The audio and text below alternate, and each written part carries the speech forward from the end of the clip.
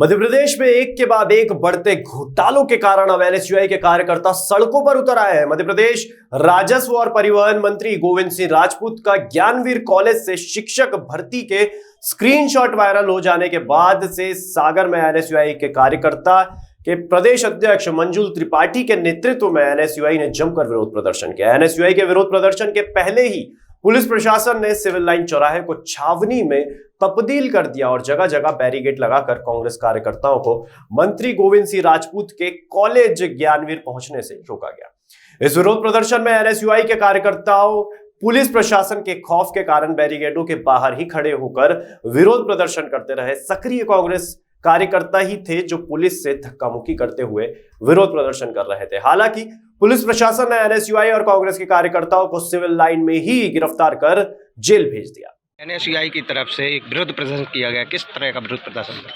संविदा वर्ग 3 का जिस प्रकार से गोविंद सिंह राजपूत जी के कॉलेज से पेपर लीक हुआ, उसके विरोध में आज हम उनके कॉलेज का घेराव करने जा रहे थे और रास्ते में पुलिस प्रशासन के द्वारा हमें रोककर वाटर कैनन का उपयोग कर बलपूर्वक से गिरफ्तारी की गई है। और जिस प्रकार से पिछले कई दिनों से देखा जा रहा है कि भाजपा सरकार द्वारा बराबर छात्रों की आवाज़ को कुचलने का प्रयास किया जा रहा है और इसके लिए वह पुलिस का उपयोग करती है। लेकिन यह एनएसयूआई के शेर हैं, यह पुलिस की लाठियों और मुकदमे से डरने वाले नहीं। इसका पूरा विरोध प्रदर्शन हम पूरे प्रदेश में करेंगे और आगामी दिनों में इसके लिए हम भोपाल में एक बड़ा प्रदर्शन करेंगे। भाई जब कोई भी मुद्दा हो विपक्ष सही तरीके से नहीं उठा पा रहा सागर का, क्या मानते हैं सर? देखिए, सागर का विपक्ष पूरी तरह से ताकत से मुद्दा उठाता है, लेकिन यहाँ भाजपा के इशारों पर पुलिस चलती है और पुलिस बराबर हमारे जो भी भाई हैं वो बिना अपराध के भी उनको अपराधी बनाया जाता है। इससे कहीं ना कहीं सागर में एक भय का माहौल पैदा हो गया। आप छात्रों का मुद्दा उठा रहे हैं, युवाओं का मुद्दा उठा रहे हैं, लेकिन युवाओं का किसी भी तरह से आपके साथ में साथ नहीं देखने को मिल रहा है, इसका क्या कारण है? देखिए, युवाओं को आप देखिए, आज ही भारी संख्या में युवा साथ में थे और साथ ही विगत दिनों में आप एक चीज़ और देखो, ग्वालियर में हमारे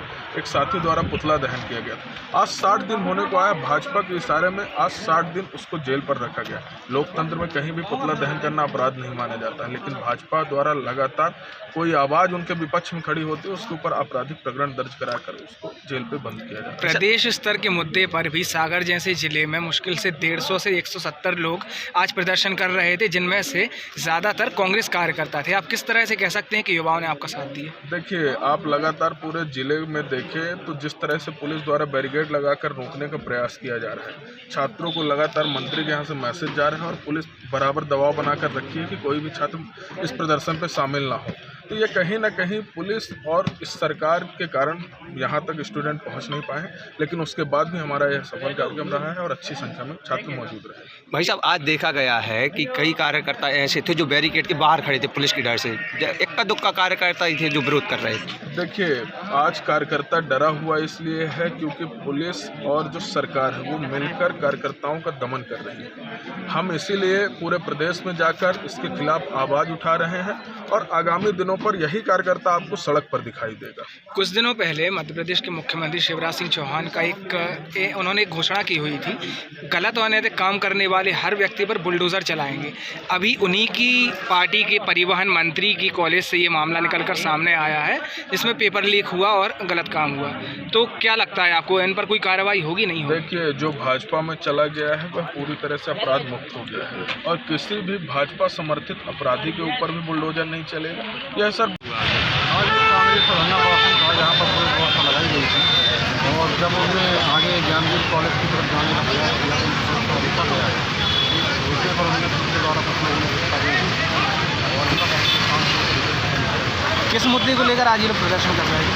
ये विभिन्न विषयों को लेकर विभिन्न मुद्दों को लेकर किया है और उसमें धरना प्रदर्शन में एनएसयूआई मुख्य रूप से शामिल किया और साथ में अन्य जो आंदोलन उनका भी समर्थन है। इस तरह से उनको आज